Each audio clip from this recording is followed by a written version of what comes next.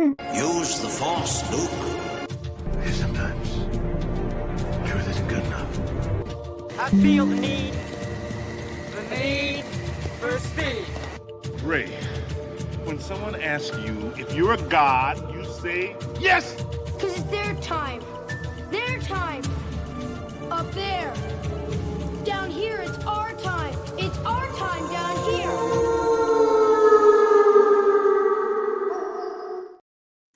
Hey everybody, welcome back to the channel. Winter Wolf here. Happy to be here on this Wednesday for FrostCast 89. Lots to talk about today.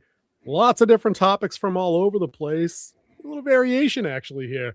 We're going to talk Daredevil episode 4, obviously. We need to get that out of the way. Big events, big midpoint, end point. We got to go over that. We're going to hammer that home. I took a look at Maul Shadowlords. Is the Phantom Menace's Ace new Sith Lord Darth Maul? Is he back and in rare form? Do you need to see everything from Rebels and Clone Wars? I'll let you know when we get there. We got a couple movies we're interested in seeing. This is kind of key here because it is going to be a big month for horror if only one of these hits, because I think they're still going to make waves in the horror department here.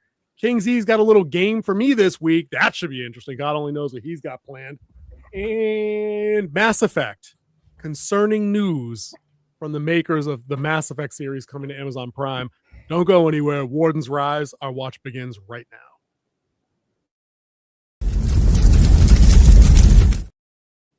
Dude, what's going on, bud?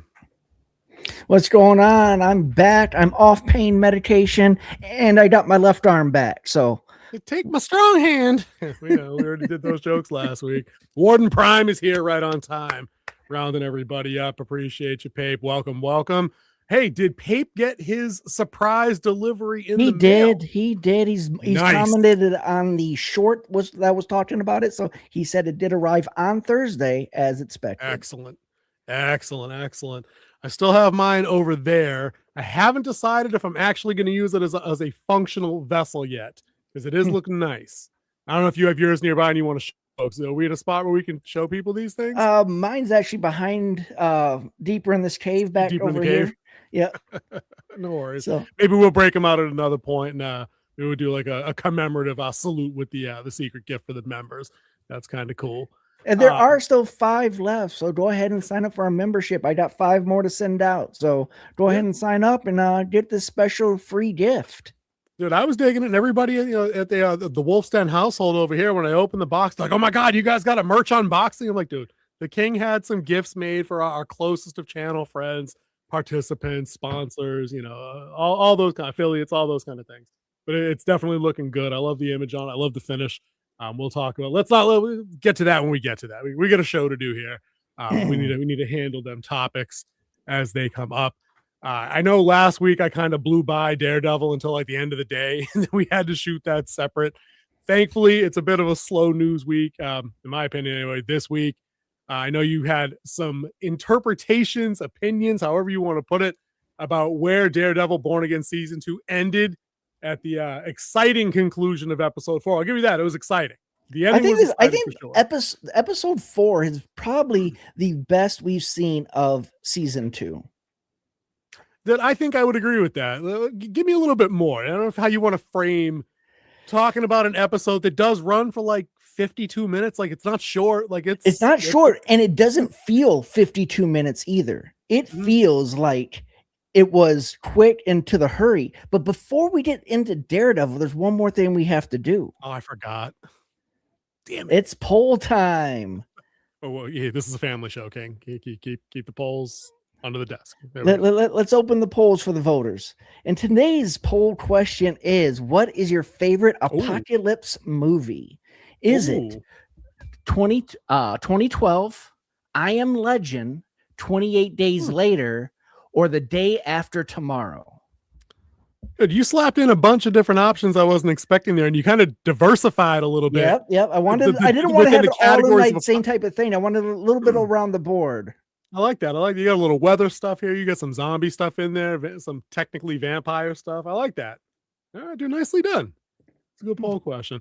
So reminder to you, so you can remind me later. We're going to do the poll result probably in like a half hour. So let's folks show up, vote on it. And then we actually just want to kind of hit that as a discussion point for the show and not leave that as a, hey, here's the poll results. All right, we'll see you guys next week. We're doing a little differently this week. That's a good idea you had. Yeah. To do that way. Try to get a little discussion going, get the chats flowing, get all of our the people who tune in, our hundreds and hundreds of people hundreds every week. And we appreciate every one of them when they drop in and offer. Oh, we do. We love y'all. Thrilling commentary that they do. Most of our chat, dude, I think about 99% of our chat is typically way more insightful about things than we can ever be. And they're definitely more knowledgeable on a bunch of the subjects that we watch recreationally and casually, which is nice. We're just here to bring people together and throw out topics. Yeah, good, for sure. That's topic one, Daredevil Born Again, season 2, episode 4. If you haven't seen it, it just came out yesterday. Maybe you want to go check that out. As Kingsy's always saying, come back, check out this review. Our live cast will be there for you tomorrow. We always have it up and rolling. Oh, good, we get the background. Oh, dude, I gotta do that or something when you do the background change. Like, bam, gonna give you something like that. But one thing we also need to do, because we're going to get deep into this, we need to hit that spoiler alert. So go ahead and start doing it. That's right. Right. You have been warned. Because there's no way you can not talk about this episode and not talk about spoilers. There's no way you could do it. Impossible to do, because I think that in terms of pacing and just how they actually go through their A to B finish by the end of this episode, I think you're right. I think this is probably the best episode they've had in the season. I think finally there's a pivotal, like a keystone, cornerstone, whatever the word is, event that happens at the end of the episode that for the first time this season, where I was a little dogged on the show through the first 3 episodes, I'm like, well, now I have to watch next week. Now I need to know. I'm finally, that moment has happened. For me, I'm still not, I still don't think this is the representative best of Daredevil as a franchise. The Netflix stuff still has this beat hands down. But did you notice in this that they actually use footage from the Netflix series, therefore making the Netflix series officially canon for the first time? They've mentioned it, but we've never actually seen footage. What was the footage? Well, him at the gym. That was in episode in season 1 of Daredevil. No shit. I don't remember that. I thought that was new from stuff. Season 1 that was on Netflix. Okay. So they officially have made Daredevil season 1 through 3 canon. Now, that's cool from a fan perspective and as fans of the Netflix show in particular. I wonder now if this somehow canonically traps them. Like, does this just open up a minefield of crap for them to step in? That now, because they've canonized that version of the show, do they now have to watch out for continuity problems? That'll be interesting, because there's not really much continuity problems you can really go over unless you bring Elektra back as Elektra. She can only be the weapon from here on out. Exactly. And that's exactly the kind of landmine I'm thinking that maybe these clowns step on, just because they seem prone to do it, because they seem willing or willfully ignorant, I mean, of things like canon. Like, what serves them, they make serve them. What doesn't have, what they don't think they have any use for, they throw aside quickly, and then they get all bitchy with us when we go, but that can't be a thing because this, you know what I mean? Like, I feel like they, and it's not just an MCU Daredevil thing. I feel like fandom versus producers right now is like that everywhere. Whether it's Trek, Star Wars, MC, whatever it might be, we got knives out on each side at this point. And speaking of knives out, you might have to hide your forks and spoons after watching this episode. So the other good scene in this hour-long episode, because it opened and closed strongly, definitely. Bullseye went to town, dude. Bullseye is such a compelling character, too. I'm going to get to that in a second, because I actually wanted to ask you about that. We got cutlery, we got coins, we got lobster claws, half-eaten. What else? My man just was throwing stuff around. There was part of like a broken straw cherry thing. Stem. Toothpick. It started with a toothpick. There was a meat thermometer that he deflected off a wall that pinned the AVTF guy's hand to the floor so he could get over and then throw a knife into his eye or whatever he did. Dude, Bullseye is sick. He's kind of sick. But to your point about he's an interesting character, the episode starts really weird. Yeah, because it does the whole, it gave him 3 save the cat beats in like 5 seconds. And you're like, wait a minute, what? Like, he's making eggs for like the neighbor's cat, and like he's flipping money to like a homeless dude, and They got the upbeat New York State of Mind music playing. Like, what is this episode? Billy Joel going on? Right. So I'm like, for a second, I thought it was going to be the obligatory, unnecessary flashback episode. I really thought it was going there, dude. I really thought. Yeah. I mean, we had a couple flashbacks, but they were well-timed, well-purposed flashbacks. Like I just talked about. Yeah. Yep. A single fried egg. Egg. But did you know it was a bullseye and he put it right in the dead center of it? Yeah, but you know what though? It was still one egg. It still was one egg. Are you really using oil to make eggs? Like I do a little bit of butter. I was just looking a little bit of that. Really some people are in a cholesterol state of mind. I mean, but then you probably need to stay away from them oils anyway. Maybe just not do that. Maybe get them hard boiled eggs going. I don't know. But it was a lot of oil. But that's neither here nor there. That was a bit of interesting development for him, especially as he's walking into the diner and he's hyper weird, polite to like the waitress taking his order, like creepy weird. I'm like, he gonna cut this chick any second. He's like winking at her. He's like, she's like, do you want whip? He's like, doesn't everybody? And she could not give a shit too. Like, this is a woman that's worked in that diner for 40 years and just does not care. She doesn't give a shit, just pay and go. It was kind of funny. But he calls in the tip on the AVTF saying, oh, I'm at this diner and I seen the Punisher roll up in here. It's definitely Frank Castle. And he's got a gun. Oh, no. And like he's fake dry panic. Oh, it was straight dry panic too. Like I could really care less. This guy has a gun. And you could hear the 911 operator being like, oh shit, it's Frank Castle, the Punisher. All right, sit tight. Units are on the way. And I'm like, all right, so we're setting up Frank to get him over here. Cause he could have just said, hey, it's Poindexter. I'm here. Bullseye's here. Cause he left his fucking calling card on the window anyway. When he left. What was the point of calling for the pun? Right. Well, I think he did that just to get them to come out there so they wouldn't be expecting Bullseye. If they're expecting Punisher. Because Punisher would go head to head with you where we see how Bullseye acts. He has angles. He's hiding most of the time. Fair. I'm thinking if I'm the AVTF, right, and it's either of these guys, I'm just going in max armor, max facial covering so I don't get a throwing knife in the eye, like all of them, and I just start shooting.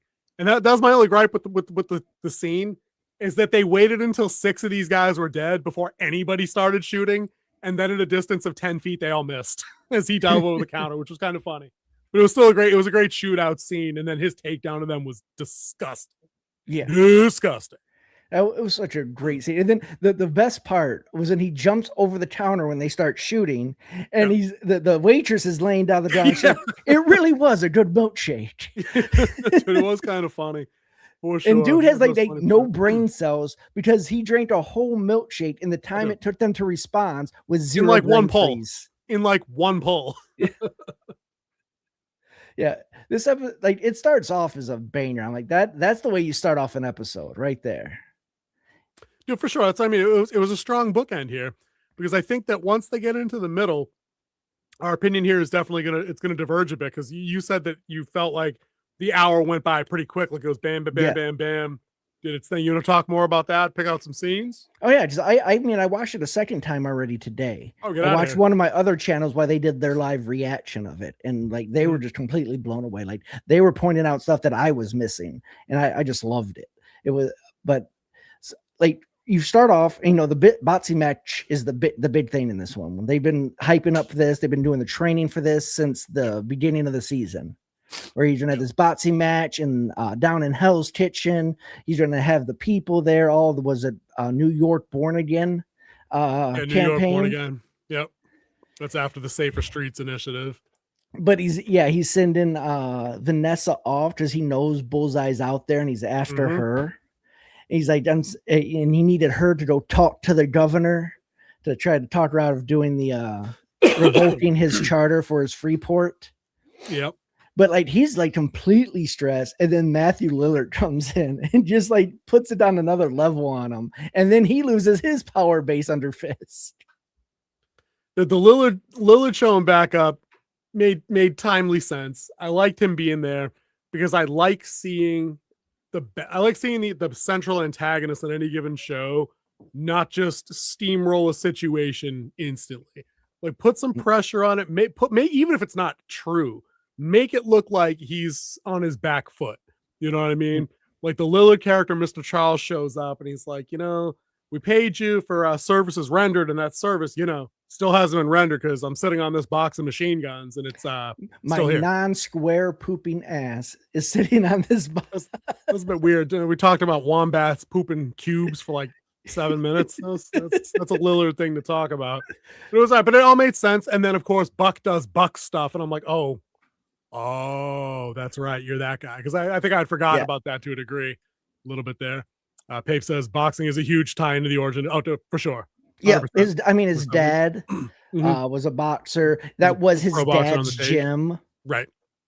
Yeah, Fogwell's. That's right. Yeah, Fogwell's. Yeah. Hills, yeah. And Dad taught him how to box. I think Dad taught him how to box before. And one of the biggest things he always said is that Murdoch's always get back up. Yep. That's definitely that's like core character trait right there for sure.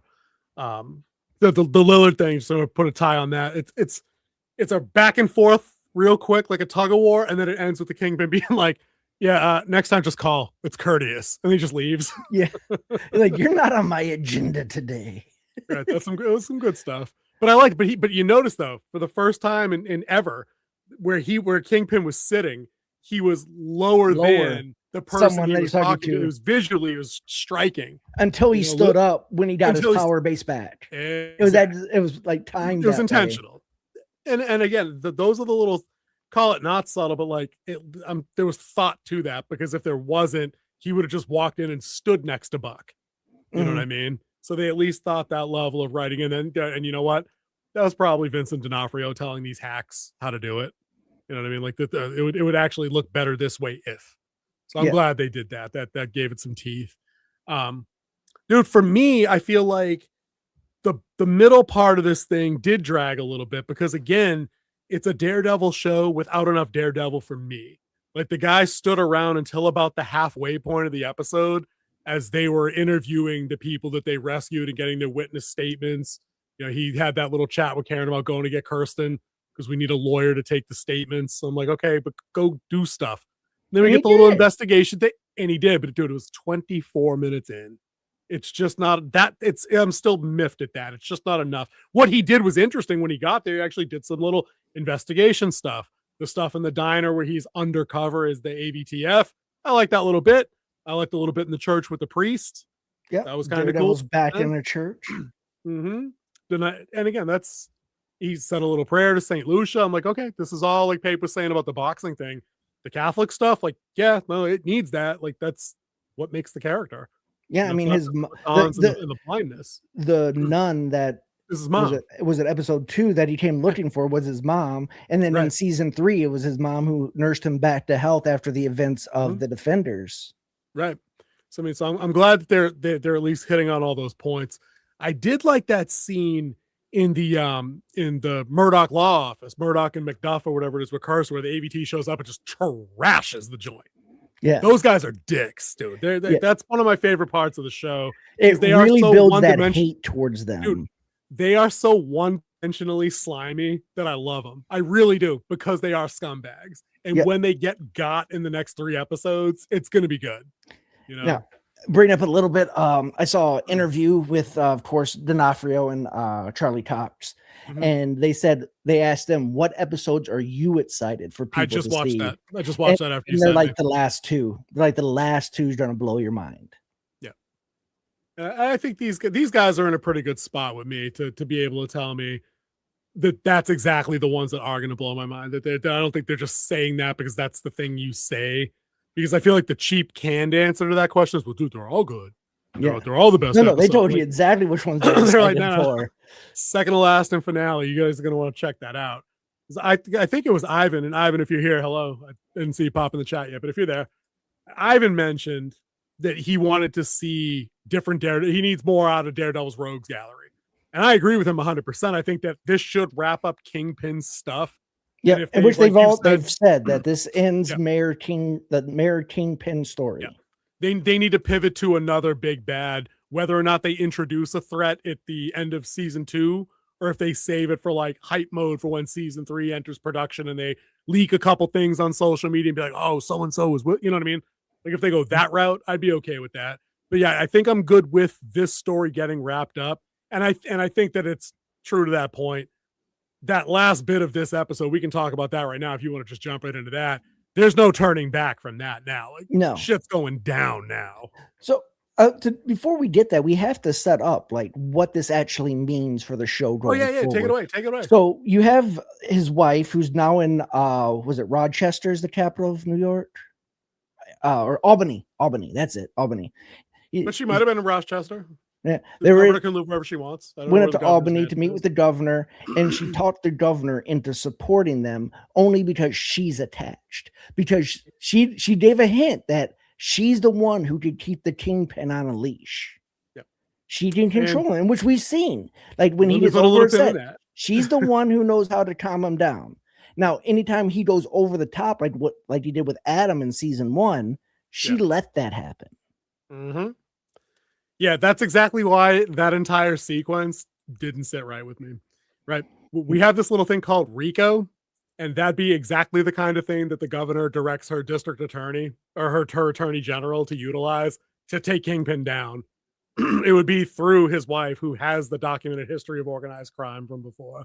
I don't like that whole abdication of power there. Like, they're trying to play up this rapport between the governor and Mrs. Kingpin, and I'm like, that would never happen like that, though, because she's married to a violent former scumbag. I get they're doing it for plot. Like, it needs to happen for the story here. They needed to have her have a reason not to be there at the beginning of the fight, I guess, or to keep the port unthreatened. But I just don't like that the governor is that quick to be like, can you super serious promise me that you can keep him under control? Like, pinkies, like, no, stop it. This is the governor. The governor roll up in there and shut this whole fucking thing down today. He wanted to, but if she had something to gain from it, don't you think she's going to roll in with him? But what's the gain? Like, but then put that out there. Put her on the take. Put the threat out there. Have Mrs. Kingpin drop the folder of the governor's kids at school on her desk. Do something. But they're going this other way where they're really trying to play it like Mrs. Fisk is on the level, that she's the normal one. You know what I mean? And like, we already know that that's not the case. And the governor should know that by reputation. Like, she shouldn't be totally ignorant of who this woman is. Like, if she was a complete non-factor, then yeah, you can play that character that way. But no, everybody knows this is a fucking underworld power couple. Like, act like it. It's just a little weird. But that's just the setup. Continue into the fisticuffs, please. 'Cause that's the more interesting thing. Yeah, for sure. So then we get into Daredevil doing was Matt Murdock dressed up as the anti-vaginoid task force, AVTF, doing his investigation, going to the church, finding out who the parishioner was, who had left the coin behind, which he found that the other cops didn't underneath, because it looked just like a coin that got knocked off. So I can understand why they would overlook that, because it was like under a coffee cup and stuff like that. But I think Bullseye left it on purpose. Left it for 100%. Him. 100%. Yep. That was my take instantly. So he knew it. So this time that leads off to where he is, because he uses the hearing and he pinpoints him because he's talking to his neighbor who he's feeding the cat. Right. So then them two start fighting, and that fight was intense as well. It was a good one. Where he like opens a CD player, drops out, and he throws it off the wall, and he catches it and throws it back at it. Did you see how much stank he put on that CD? He like buried it 3 inches deep in that drywall. Yeah, that's no joke. They were slinging it for sure. They knew a lot about the different angles of bouncing stuff off. It was a good fight. It was a good fight. Both fights are both Daredevil Bullseye issues in this episode. They're fun because they're not just the same straight up fist fight that you get when you watch the Punisher fight, which they lend to be gory. Like, that's their gimmick. You know, when you watch Batman, fight in like one of the live action things, it's very technical and brutal on a different level. The Daredevil Bullseye stuff is unique in and of itself because both guys are powered in a way that they can do stuff normal people, even normal superheroes, don't move and don't fight that way. Yeah. Whether it's because they're blind, because they have mastery or trajectory, like you were saying, so it's fun. Yeah. And also, of course, of Bullseye's healing factor, because he does have an adamantium backbone, which I had forgotten about. And I'm like, wait a minute, didn't this guy fall off a building before? Yeah, and he started getting himself up. Right. It's because it's what they did to his backbone at the end of season 3, which I they forgot called about it that. something different because it was Netflix Marvel, Yep. but now we all know it's animanium. Yep. But then we move on to where he's like, I'm going to balance the scales. I had to get my mind right. One good deed, and we're back balanced again. And he's like, your fist. He's like, I can't let you kill him. You can't make him a martyr. Great line. Yeah. And he's like, I don't care what you say. This is what's going to happen. And then he gets that one little wrist flip of his stick that goes up and bounces that frees the lady who's his neighbor. He has a gun on. She's like, but Tony, why he did his ass whipped by he was a good boy. He's a good boy. He walked down the wrong path today. Yeah. Yeah. He was just one bump, one nudge away, I guess. He had a bad day and almost shot this chick. I don't think he was ever planning on shooting. He just wanted to make Daredevil believe he would, because he's one of the good guys now. Well, technically, I mean, he did kill that prison guard a lot. Yeah, he did kill a and lot. if you wear anti-vigilante task force, you are open game, because once again they become a fall guy as we did into this. So we did into the fight, and like first off, we're in Fisk's gym, his locker room, and they're talking about. Yeah, because they found Kristoff. Kristoff gave his deposition on camera to a lawyer, as well as in this type of story where it's with Bullseye, it does. I don't know, because they attached it to something else when they did the surgery on him. Yeah, but it wasn't the metal per se. It was the procedure that enhanced him. Yeah, but it was encased in animanium that went on his backbone. Yep. They upgraded him. Yeah, they have the technology. We can make him stronger, faster. It's going to cost $6 trillion this time, though. Yeah. Anyway. But they got the first mate. And by they, we mean Karen and her. Yeah, and they're doing their interview, and they have a couple other interviews. There's a slick little transfer of an SD card to BB right in front of the deputy mayor, which I think he's in on it, because the way he looked at them, like this. He did look at her, and he looked low. He Yeah. looked down at her hand in that pocket. Make no mistake, he's suspecting something. Yeah. Just saying. Just saying. But once again, she shoots him down. He's like, I didn't know I was on a date with a celebrity. She's like, not a celebrity, and it's not a date. Yeah. Again. And that's after his super not creepy line of, "Oh, we're so close to the fight that by the end of the night, we're both going to be covered in sweat." And she's like, "Yeah, that probably sounded different in your head, didn't it?" And I'm like, and he's like, "It did." As I started saying it, I was trying to find another. At least he's self-aware enough to know that he's coming off creepy. And that she's 10 levels of hot above him, at least. Yeah, pretty much. That like he's like high school baseball, and she's in the major leagues. Now, dude, he's 5 years out of high school baseball, still talking about that one time he had a big hit in 11th grade. Yep. That's what he is. And she's out there throwing on opening day of the right. pitching. Like slinging heat. Right, exactly. Yeah. But they're interviewing everybody that the AVT captured and was detaining it illegally after the jailbreak from the last after episode. The jailbreak from episode 3. And they get to the first officer, and they're asking him questions like, "Yes, we got orders to scuttle the ship." And they're like, "Well, why would you do that?" And he was like, "Why wouldn't we? We're carrying a bunch of guns and fucking missiles and shit." And then they actually get into some of the, and I say specifics, but I don't mean like legal forensic natures of it, but they talk about how he's been all over the world, and the only way you can deliver crap like this is with authorization. If you own the city. If you own the city. And he's like, "Is the right words?" And they're like, yeah, in this case, it actually might be. It probably is. Right. And I'm like, okay, so they're talking about that this is like a thing that happens, and it's happened before, and this is the mechanism that it happens. So they're trying to lay a foundation down to make it come across as grounded for fiction. And I like that. Yeah, that was good. And he's like, "Hey, we were given orders to scuttle the ship if we were boarded." And Kirsten asks them, well, what agency boarded you? And he's like, "One man." Dramatic pause. The Daredevil. Daredevil, Cue the music in the background. And that's when they ended the deposition. And I thank you. The U.S. Marshals will be there. We cut back to the locker room, and Buck gets a phone call.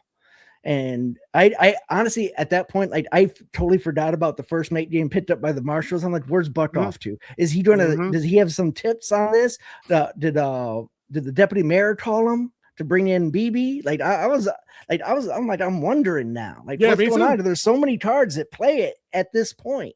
Yep. And then I found out that juggling balls in the air. Yeah, Buck goes and takes out the first mate and the 2 deputies, 3 bullets, 3 kills.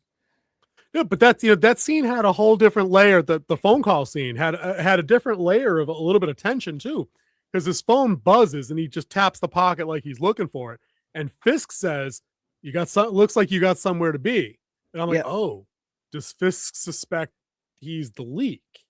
And I was like, "Ruh-roh," because that's some Penguin Vic shit right there. You know what I mean? Like, oh, wait a minute, it's your guy that's the closest to you, and you let him in, and he had your back, and then, you know what I mean? Like that was touch and go. But who do you think made the call? Who called him? I think they had people embedded in the police department. And they probably saw the marshals rolling out. That's kind of what I was thinking. But it wasn't one of those times where I missed a specific thing that they did. Okay, no. I was just checking. You know me. Sometimes I was wondering the same thing too, because that's where it led to rewind. Yep. Yeah. Like I said, there were so many cards in play. I didn't know where he was actually going to go with that phone call. And I think the reason why he was reserved is because he didn't want to leave Fisk's side with him putting himself as bait to trap the Bullseye. Right. Speaking of Bullseye, hey, Ivan, what's going on, boss? Bullseye better than Kingpin at this point from what I hear. I'm not seeing the show anymore. Dude, I don't blame you, honestly. The King, if you're just popping in now, buddy, the King's definitely higher on the show than I am. Oh, yeah. I was not as bored this week, and if you didn't see this episode all the way through, even if you're going to jump off, I would recommend watching this episode through the end, because there's a pivotal event at the end of this episode that's making it look definitively like they are going to stay true to what they've said in interviews that we were talking about before the show came out, that this is the end of the Kingpin's run. Like, his story will be wrapped at the end of this season, and they will move on to other criminals from the Rogues Gallery, like you and I were talking about a couple weeks ago. So I check out the end of that episode for sure. I think you're gonna be like, oh, okay, that's pretty good. Yeah, because it definitely ended strong. It started strong this week, and it ended very strong, I would say. Yeah. You did ask Oracle too when they were coming out to do the Botsy match. I was wondering if they were going to do it like artistically, like there's a fight going on and like trying to match punches, kind of like doing the Snake Eyes movie that Nicolas Cage was in. Yep. Yeah, kind of doing that where you have something going outside, but the fight is kind of like driving the other plot points. Right. And it didn't do it to the extent I thought they would, but they did do it a lot. Like when he threw a punch, or right before Buck shoots the first mate, it goes back to a punch. You don't see the gunfire. Yep. Yeah. It was definitely stylized. Yeah, sure. Stylized. But yeah, Fisk comes out to his no boxing record versus the champion, who is like 35 and 32 and 2 or 35 and 2. Yeah. Yeah. In his professional career, and like going up against this rookie. But this rookie, did you hear how much he outweighed the dude? He was like 100 pounds. Like it was like 100 pounds more. Yeah, it was a lot. And 3 feet of height from what I saw. And now D'Onofrio has come out and said that he doesn't like wearing the Kingpin suit anymore because he's wearing a fat suit. Yeah, to make himself look bigger and stuff like that. And you can tell in his face, like he's not that guy. He's not a fat guy. No, he's. But he's also like he can't do it. Like he's too old for it, is what he was saying. Yeah. To keep putting that fat suit on and sweating and all that. Yeah, he's like 60s. We looked this up, isn't he? Wasn't he 60 when we looked this up? His mid 60s, I think. I think like 66. You're not trying to carry around 80 pounds of gear in your mid 60s. You know, I mean, he was Private Pile in Full Metal Jacket. And what was that? 1980s? Early 80s? Yeah, whenever that was. Yeah, it was a Stanley Kubrick movie.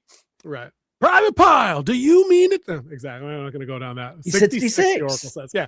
My man's not trying to carry around a fat suit all the time. Yeah, he's not trying to put on an extra 180-pound fat suit so he didn't look the part. But you could tell his arms, though. Like you could see when he was in his boxing, like you saw like the bigger, but those were his arms. Yeah. Those were his arms. Muscles. Dude, when they rolled out to the middle of the ring to tap gloves and he hit him with the Ivan Drago, just fucking pounded him down. I'm like, Row Shaggy. Like, dude was probably reconsidering some life decisions for getting involved in this charity initiative because Yeah, dude. And then he just kicks his ass. That's the thing too. Yeah. You would have thought that even within the context of this show, it's a charity event. We're going to do a little do-si-do and this and that. And I think that's what he came out. The professional fighter came out he thinking. Thought, yeah. Right. You think they're going to do a little bit of this or that, and then maybe he gets a little greedy and slips one in on Kingpin, and then Kingpin just flattens him. Dude, Kingpin comes out and fucking blows this dude's doors off with like a right that just like rocks him. First shot, not a like boom. Yeah. Right. And then he proceeds to wail on this dude for like a round before this dude comes out of the corner like, oh, it's going to be like that. No, that was after the first. That was after the first exchange. Right. That's what I'm saying. Right. Like, dude, it's already been like that. Like, they should already stop this fight because you haven't mounted an intelligent defense in 3 minutes. Yeah. Like, you haven't defended yourself. Defend yourself at all times. They missed that part. He said it. I heard the guy say the rules. The ref said the rule. Yeah. But apparently they were just going to, I'm not going to do that one. Right. Because the Kingpin blows him away.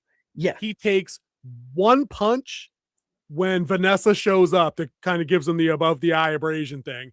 Yeah. But the rest of this fight is this dude's blood, exactly Foreman-esque. Exactly. Right? He blows this dude up, blood everywhere, all over the white suit. He's got him on the fucking ropes. Hard to punch him in the back of the head, which is an illegal punch. Dude, it's also illegal to keep your opponent pinned on the ropes as you're punching him in the stomach. Or as he had his hands on the back of his head, like he took this to the street with gloves on. Dude, he was beating the crap out of this guy. And then the wife shows up, and that's when he takes the one shot because he lets him up because he's distracted. Dude, side note, Mrs. Kingpin's kind of hot. I just thought I'd throw that out there. I think she looked pretty fantastic in the white dress. Elegantly attractive woman. Gorgeous, I would say. And we work through the fight. He destroys this dude, right? He goes down, and like the Oracle was talking pre-show, the fans, the crowd that was there, that was all rocking the Fisk merch, and they got the foam fingers and the pennant flags. They're all, yay, Kingpin, or yay, Fisk. They all go quiet, pin drop, all of them. Even the deputy mayor's like, because this dude went down like Rocky IV in like slow motion. His face bounced off the thing. And if you get him, if you on the replay, he's twitching. Like, my man was on the ground twitching like Apollo Creed style. I'm like, uh-oh. Kingpin just killed this dude in front of 90,000 people. Yeah. Well, I'd say more about 15,000 people. It is a small gym. It's a pay-per-view situation. You know what I mean? Oh, okay. For the thousands in attendance and the millions watching around the world. Exactly. Right. So they cart this poor bastard out, and he's alive. He's alive because they didn't bother putting any of the fucking. They didn't put nothing. Nothing, and there was no EMTs like working him or nothing. They put him on They put him on a gurney though. Yep, I'm saying they didn't bag him and get him out. No, they weren't out doing compressions or shocking him or nothing. So reasonable to say he's not dead, but he is. He's dead. He died. Nothing. He's dead. Dude, I'm surprised Smokey didn't jump in this one like you got nothing. That's the only thing that was missing, man. We should dub that in. That's the only thing that was missing, right? So Kingpin does the thing, this little Macho Man Randy Savage and Miss Elizabeth thing. He hooks the ropes so Mrs. Kingpin can come in the ring, and he's already pissed. That she's there. Because remember, he sent her to Albany for her protection because this was supposed to be a trap for Bullseye. Mm-hmm. 100%. But she's smart. She's doing the level head thing. She's like, kiss me. Yeah. Keep up the appearances. You got to kiss me now. So he does. Yeah, and the Oracle pointed out that was a really good thing for her to do because the last thing they saw was him just knock this guy out senseless, straight 100%. Viciousness. And she's like, I got to get them another visual. And she's trying to kiss me. We got to give them another visual. Dude, 100%, because all you saw while this dude was getting his head caved in was the flashing lights of everybody literally recording the beloved mayor of the city beating the crap out of this dude who ostensibly was also a hometown guy, the people's champ, 32 from Harlem or Brooklyn or wherever the fuck he was Hell's from. Kitchen. Wherever he was from, right? And literally you beat him to a bloody pulp in front of all these people. So yeah, we had to replace it. We needed to get that classic Beauty and the Beast image where, like, you know, the wounded warrior holding the belt and here's his loving wife. We got to ADHD the attempted murder real quick. That's right. Give them something else to look at. Give them the next talking point. But they didn't need to do that because the next talking point just him walking through the door. Walking through the door, and with like a 42 pack of them little miniature throwing knives. I wonder what he spends a year on knives. Because that budget has to be ridiculous. Yeah, dude, but I mean, you could write that off, though, right? You buy in bulk. There's options. You have to buy in bulk. But I mean, right? wouldn't someone be like, and we need 350,000 throwing knives? But see, and again, to quote The Dark Knight, we buy the handles from one company through a dummy company, the blades from another one through a dummy company. We put them together ourselves. When they're talking about making the cowl and the helmet, we're going to order 5,000 of each, not just one. Separate places. But he doesn't own $1 billion business. He's a one-man operation. That's true. Timu. There we go. Dude, listen, he's not Timu Bullseye. Get out of here with that. There's no way he's doing probably my favorite. Those knives bounce too well. Vigilante taxes. Yeah, no, those are probably the good knives. You're right, dude. But dude, he's a professional fucking supervillain. He could probably just walk in and rob a bank as needed. But I mean, like you said, he was only on screen. He was in about half of it. All that other time, he's probably just sitting there screwing these knives together. That's the B-roll. Watching the TV. He's sharpening a couple of them up. God damn, I cut myself. Yeah, something like that. Yeah. I could do that. I could see some behind stuff that happens off camera. It's like a comedian. A comedian's up there for hour 30 minutes, maybe 30 minutes, and then they got 23 and a half hours to kill. So listen, we're making massive suppositions here. For all we know, Bullseye is very well diversified with a bunch of like high yield, low risk situations. It's like that old meme. Like if you've been a vampire for 400 years and you're still broke, walk out in the sunlight. You're doing it wrong. Yep, you're doing it wrong. Man's been a supervillain since like 1975. Like he should have some money. Yeah, I just said Bullseye doesn't need the knives. He can literally use anything to kill. Yeah, dude. At the beginning of the episode definitively proves this. But for style points and for the savageness. Dude, I'm not over the meat thermometer through the hand. That reminded me of the was it Friday the 13th 5 where Marty McFly's dad's like, hey Ted, where's the fucking corkscrew? And he gets the corkscrew in the hand. Yeah. Just reminded me of Bullseye just dinging him with the meat thermometer off the wall and through the web of the hand. That was kind of good. That was good. But he can definitely use anything. He did. He used a lobster claw. And a coin, and a cherry pit, and I swear the shot of it was too far back, but he threw and he had his arms like this, but his head completely bowed as he was coming in through the shadow. I'm like, that is the shot. You're just too far out. Yeah. Yeah. There was like grand entrance bow with two knives that took out some of the agents. And like he's picking out the agents in the crowd and tagging them. Like they said that they have people, they have snipers up there. They have a full unit of the anti-vigilante force. They have plainclothes officers in the crowd. They had heavy firepower. And he started picking them off. Like he knew exactly who they were in the crowd. And he was just picking them off with his knives. He bounced one off like the ring bell and it came up and hit the dude around like 3 civilians, and no civilians got hit either. Dude, and I went back and I checked that because I'm like, wait a minute, he's indiscriminately just smoking civvies in here. And then I was like, oh no, wait, I exactly what you just said. I was, oh snap, they already said they got plainclothes AVP, AVTF. And I'm like, oh damn, that's right. Because dude, he rolls through there and it's basically like a mini. This is a bit of a glaze, I admit it. It was like a mini raid redemption scene. Like it felt like a one take where every motion he does is just throwing 2 things at once and just taking out 2 people. It was crazy. Yeah, all around the ring until he's just about where he needs to be, and then the big climax is telling his guys, get his wife out of there, because she is one of the Bullseye's targets for having him kill Froggy. Right. So, but she comes out and she had the gun in her purse, and she comes up set up. And the other thing is that they had this insert of a Fist New York City glass souvenir thing. And anytime they do an insert, you're trying to bring attention to this. Chekhov's and gun. I didn't know what it was about, but they did that insert. And then he picks that up, probably right where the deputy mayor was sitting, picked it up. Like he was almost helping him out, you think. And he threw and he gets shot as he throws, like a quarterback getting hit as he throws, and it's coming at her, and Fist comes up with the belt and hits it with that championship belt, thinking everybody's safe, everybody's good. And then he pulls his gun to kill Bullseye and enters the Daredevil, saving Bullseye's life, but also saving Fist and his wife from being killed by Bullseye. And then them two took off running together as he got him out of the gym. Pin there, because we got there's one massive thing coming next, obviously, that we hinted at early, right? So Daredevil and Bullseye are out on the street. Like, they didn't fall 10 stories down. They fall out a window street level. Yeah. Right? They get up, they dust themselves off, Bullseye's shot. They both just run down the street this way. Yeah. There's visibly a crowd of people standing here at an intersection, right?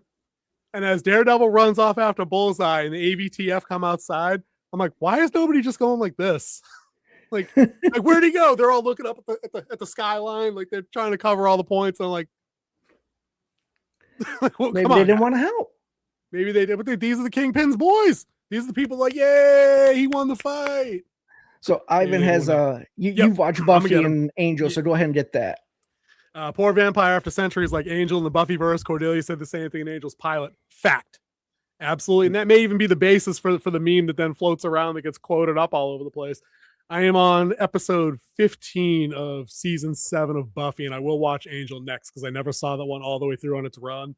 But dude, compared to what we get today, my friend, it's a masterclass in character development compared to most serialized fiction so far. For the cheese that it brings, it's still infinitely more enjoyable than most things.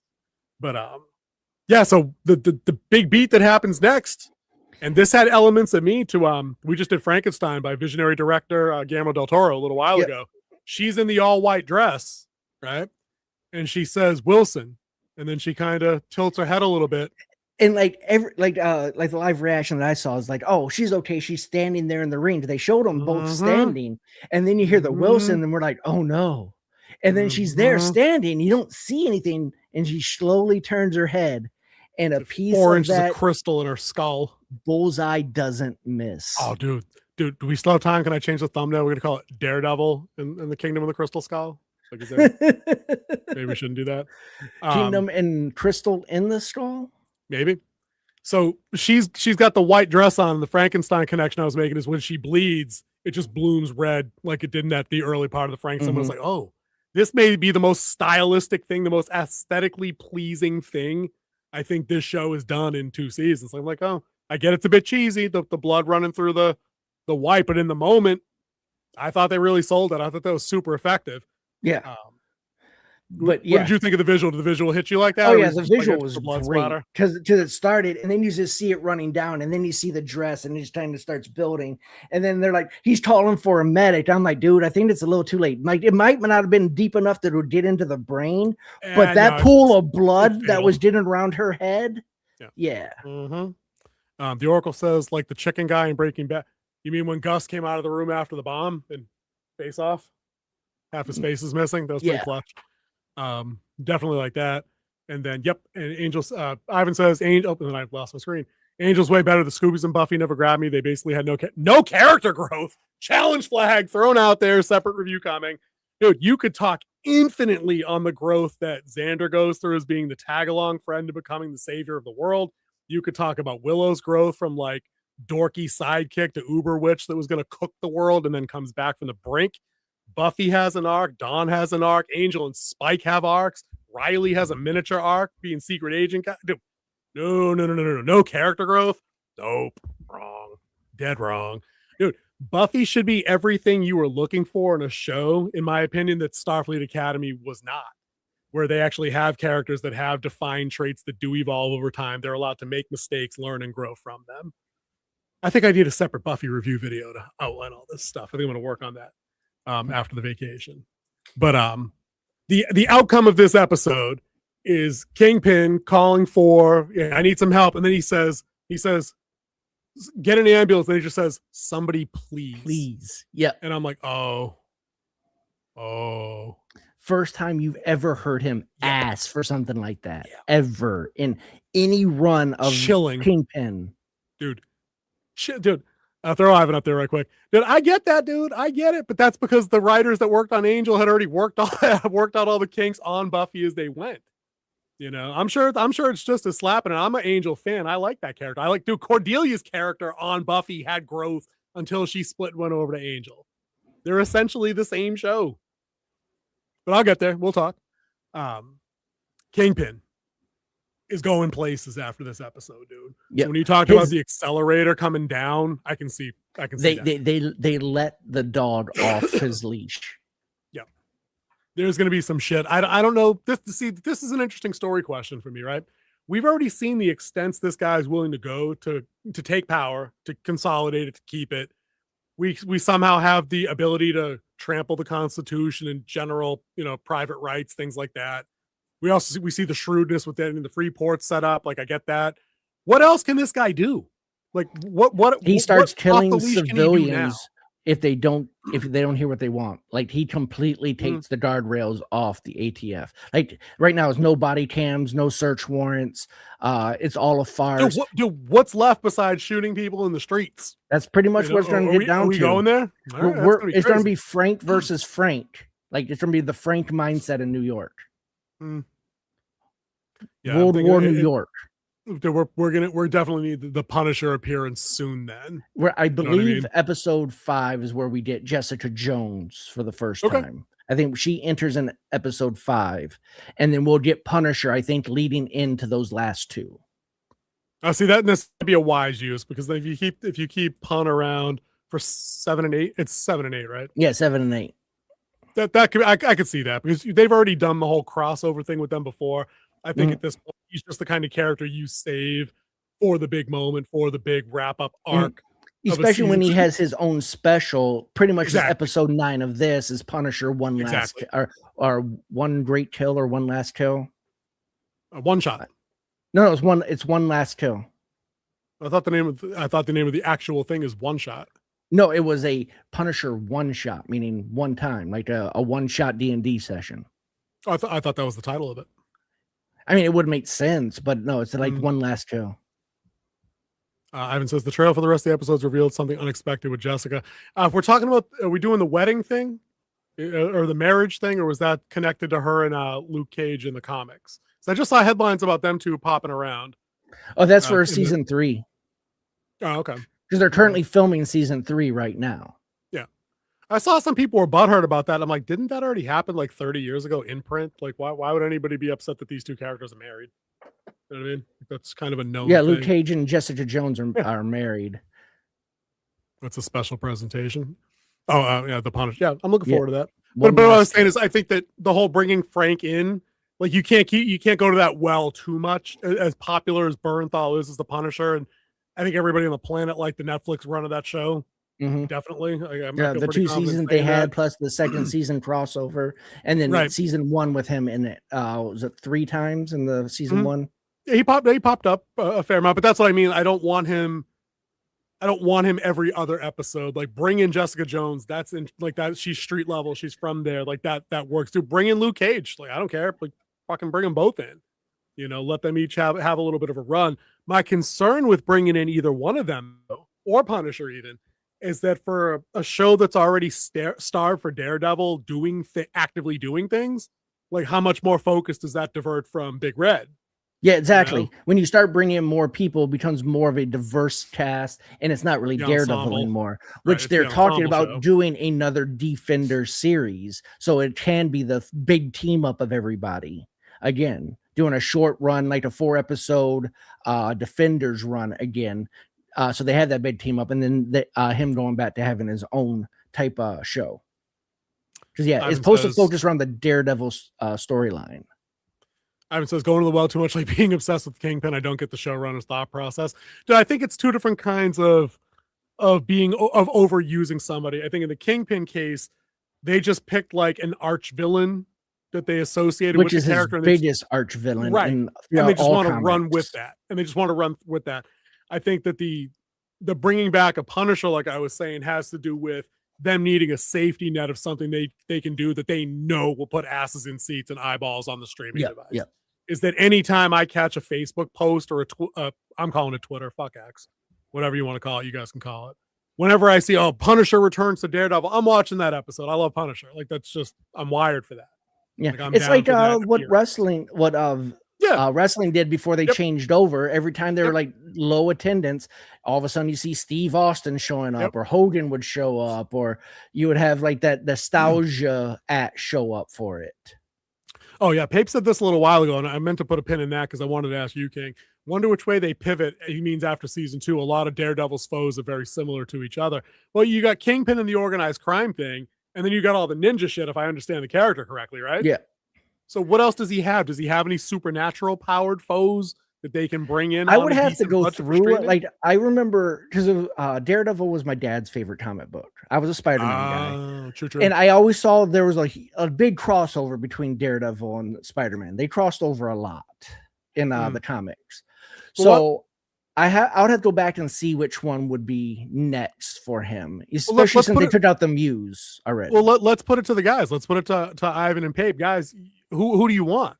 Like, let us know, because I'd like to go. But I'm a big fan of buying the books you guys tell me to buy and then flipping through them and seeing what I'm missing.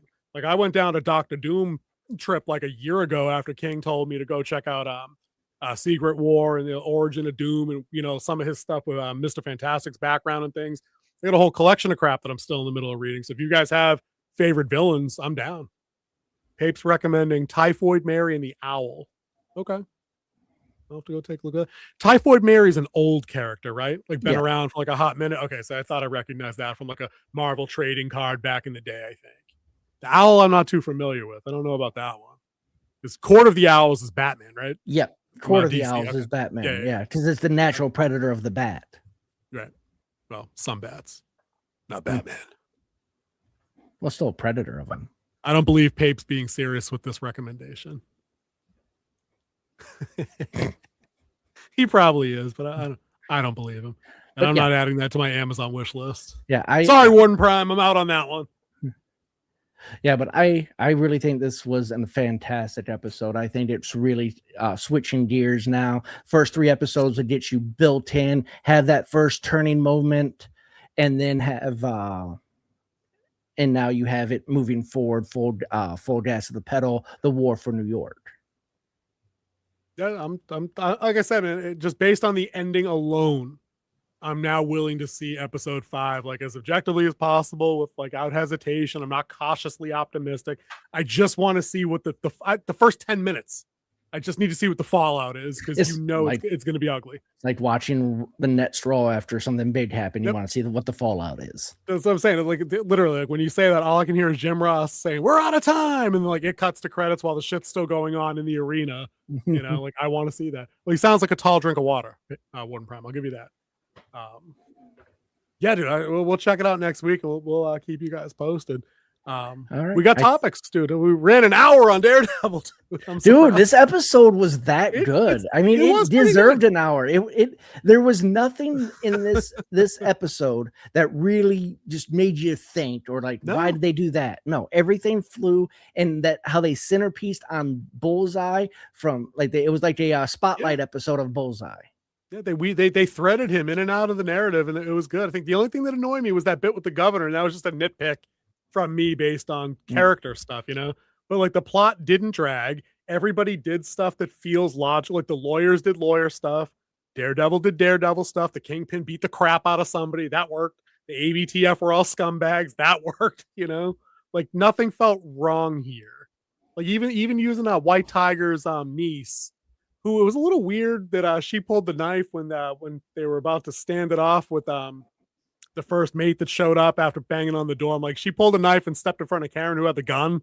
Like, you want to? But she has the medallion. She's had the medallion for 10 minutes. I don't think that automatically makes you fucking bulletproof. I don't know. That dude got shot in the face all the same.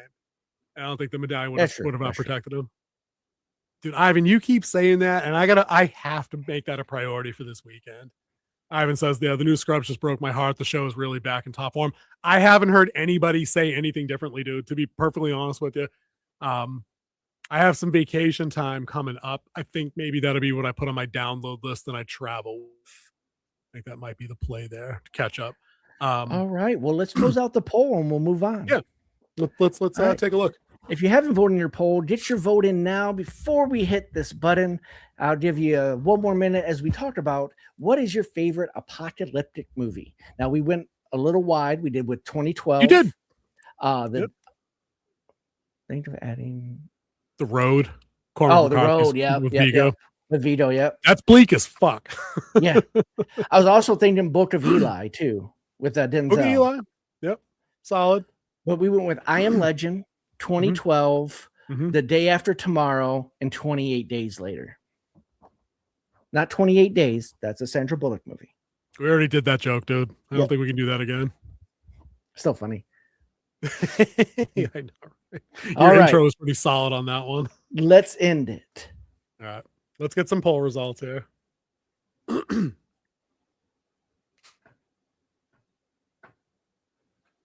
And here the results are in. Dun, dun, dun.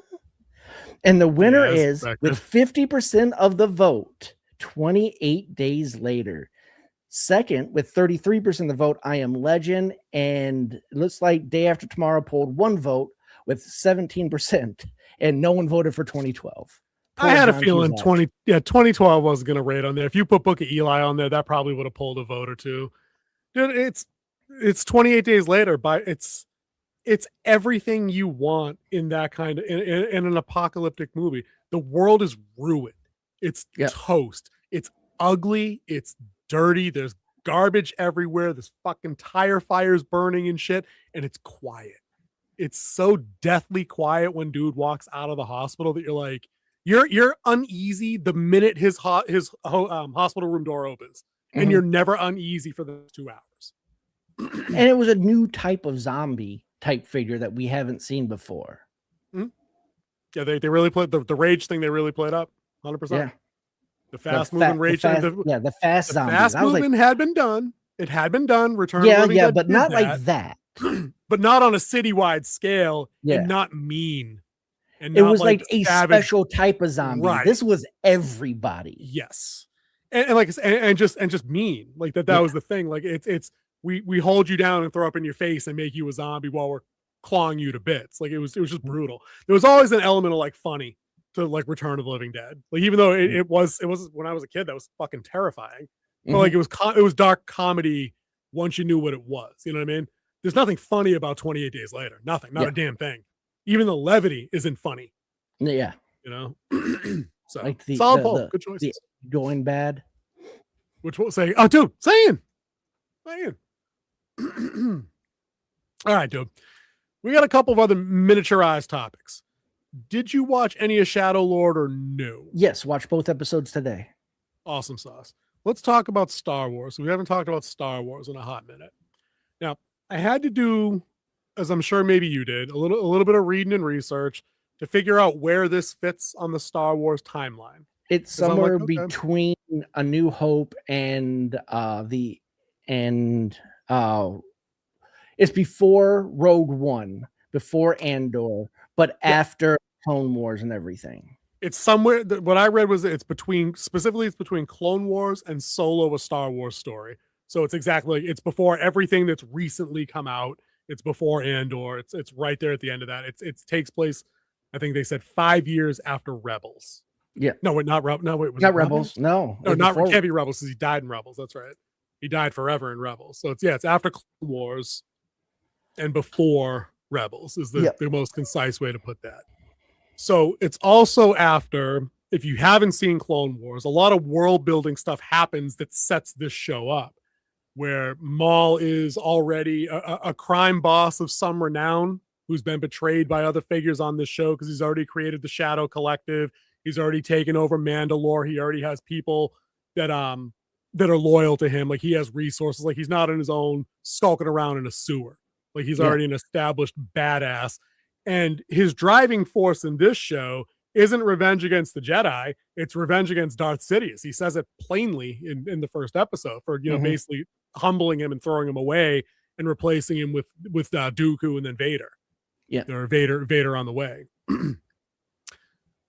What do you think? Because I don't remember if you enjoyed Clone Wars or Rebels. I think you told me you liked Rebels, but not Clone Wars a long time ago. I just never really got into watching it. I didn't say I never liked it. It just wasn't on my radar to watch. It came out in a different time, and I just haven't found the time to really go back and watch that show. I've watched, I think, a few of the early ones, and I can see what they were going for, and a lot of people love it. I have nothing against it at all. It just wasn't something I watched. For sure. I've never seen Clone Wars start to finish. I think I've been through the first 5 episodes a few times. I did watch all of Rebels a couple of years ago, and I mostly enjoyed it. I watched the first season as it came out weekly because it was on ABC, and I watched it weekly for that first season, and I thought that was really good. I like Kanan Jarrus on Rebels, Freddie Prinze Jr.'s character. That's a great character. I have the book that he's in over there too. I'm in the middle of that, like New Order or New Dawn or whatever the book was called. It's where he meets what's the captain's name from Rebels? Hera. That's where they meet for the first time. General Hera in Ahsoka, which is a terrible show and we're not going to speak about. So my main hang up here is I just don't like the style of animation. It's not for me. I don't like the computer rendered, waxy plastic looking thing that all these shows have in common. It just doesn't sit right. I'd rather see animation like Spider-Verse, KPDH, K-pop Demon Hunters. Like I like that. I like 2-dimensional, flat, hand-drawn-ish looking stuff. It's what we grew up with, so it's what I like. So I don't got that going for me. I just saw Ivan say, this is a show about a villain, not even an anti-hero, not my kind of show. Dude, I would tend to agree with you because I'm not sure what we're going to find redeeming about this show other than the Jedi, the young Jedi Devin. And that's another problem I have with the show. I'll get to that in a second. Like she needs a more prominent role. That way she's the audience stand-in. Like she's the hero in the show that we gravitate to. Otherwise, I don't care about the villain's quest for revenge. Like who gives a shit? Like it needs to be about her journey. And if she decides to end up under Maul's tutelage, or if she returns to her old master who taught her Jedi ways. So what I believe it's going to be is that his revenge tour is the catalyst for the story. It's going to carry the story, and her is going to be, even though she would be the hero or the other Jedi or even the police captain, it's going to be. Yeah, it's going to be one of those three where they're going to follow, or all three of them. But the catalyst is going to be following Maul's revenge tour. And because he's already kicked it off. Right. Yeah, it's not going to really focus on them. You're going to watch it from the villain's point of view while the heroes try to do stuff. And that's probably that's optimistically the best hope I think that they have to do, because I really don't want to be in Maul's head for the All-State Jedi. They're going to stick with it's going to be Maul's point of view. The whole show is, and I think that I saw that on an interview when they were doing the voice actor who dubbed Maul, and they brought the same Maul back from Clone Wars. Isn't that Sam Witwer? Yeah. It is. It's you could tell it's very distinct voice. You get that the minute he comes on, and I'm down for like listening to him wax philosophically about the need and nature of revenge, or a path to power the Jedi didn't show you. But again, I really don't. I don't want to see the villain succeed in a goal down the stretch. So I hope, like you said, we're going to get the framework of how the police handle their investigation of what's happening with all the organized crime stuff. That's kind of interesting. I wish we were getting that on a more live action level. Looking at you, Book of Boba Fett. That's what that show should have fucking been, by the way. Or that we get a more nuanced take on a young Jedi forced to make a decision. And again, they only used her name once in captions. Devin is the Jedi apprentice's or young Jedi Knight's name, whatever. I want to know more about her because she seems pretty standoffish. She doesn't like her station in life. I'd like to know more about her. So hopefully we get a lot more of her as she's with Maul, but I really just don't want a Maul forward kind of thing, independent of anybody else bouncing hero stuff off of him. Pape said Rebels is decent. Clone Wars I saw, don't remember much about it. Enjoyed season 1 of Bad Batch. I don't think I watched a few episodes of Bad Batch and it didn't do anything for me. I think I bailed on that pretty quick. I watched a little bit. I don't think I watched it like in order. I saw different episodes at different times. Yeah. But it was an idea. Fun. It was a nifty idea. It was a nifty idea. But again, it's that style of animation that just doesn't. And I get it. It's just what they do. It's their house style. Yeah, I think they did that because of how they did Clone Wars, and they just stuck with it. Continuity for sure. Yeah. Travis has a big comment there. He had one earlier too. He said the only levity was in the gas station for about 3 seconds. Yeah. Hold on, lost it. Oh, there it is. Yep. I'll put him back up there for that one. A strange bit of insight. 28 days later was initially supposed to end at a hospital, being about saving the dad who's infected with crow's blood. Jim transfusing his blood to save him. I heard that a long time ago too. Yep, that could have been interesting.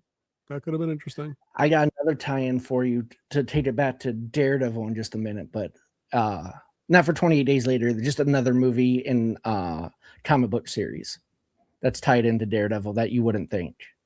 Oh, true. Ivan says season 2 was horrible. Season 2 of Clone Wars or season 2 of Bad Batch? Oh, season 2 of Bad Batch. Okay. Gotcha. And then Pape says Sam Witwer to Maul is like Kevin Conroy to Batman. Fact. Yeah. Yeah, 100%. 100%. And dude, I was just going down that rabbit hole earlier just to look up stuff about Maul that I had missed. Like I wanted to see if there were comics I should go pick up, or if there were anything in expanded universe. What do they call it now? Legends. Like if they had like a book. Yeah, it was Legends. like Maul related stuff. The Legends of the universe of Star Wars.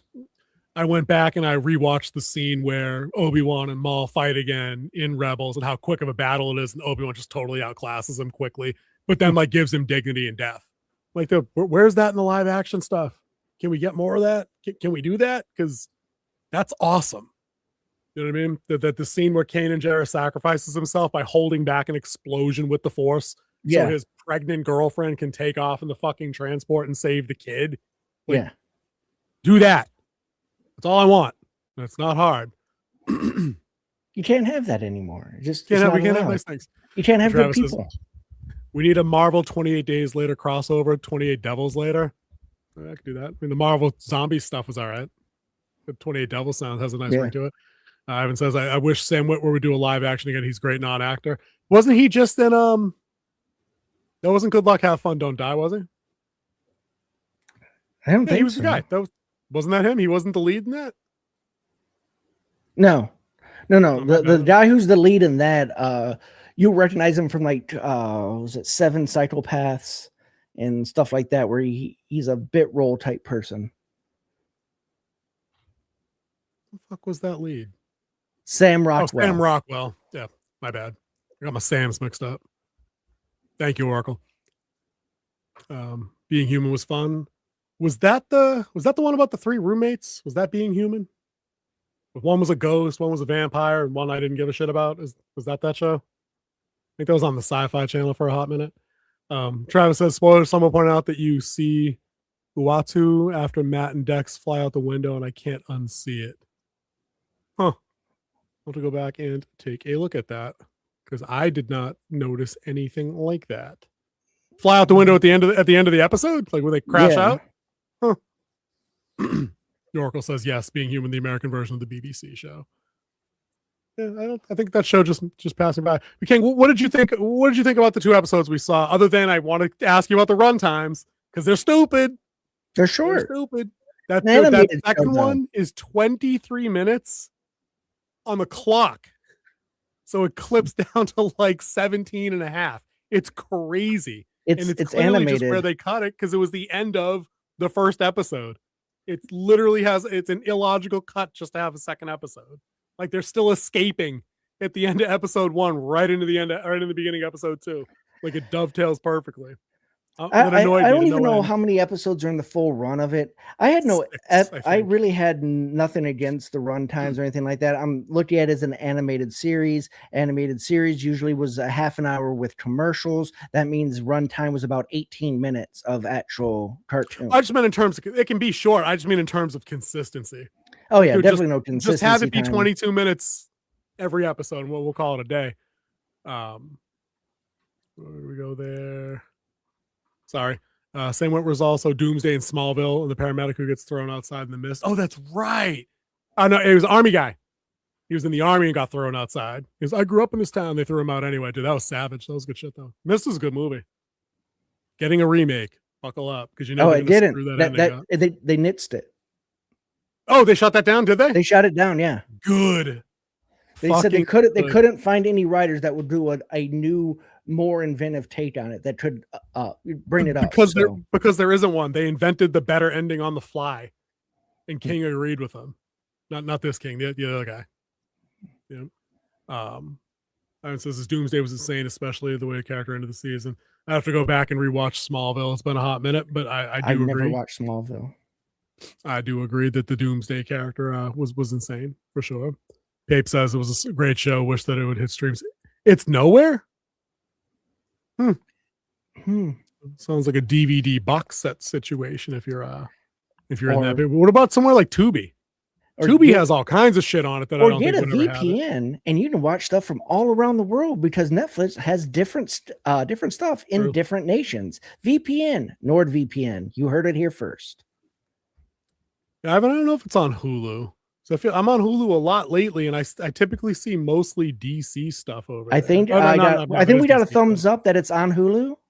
Is that true? Come on. Yep. Oracle gives a thumbs up. It is on Hulu. Okay. Got it. Travis has got it mixed up. Whitwer was a paramedic in Smallville. He's crashed down in Battlestar. That's right. He was on Battlestar.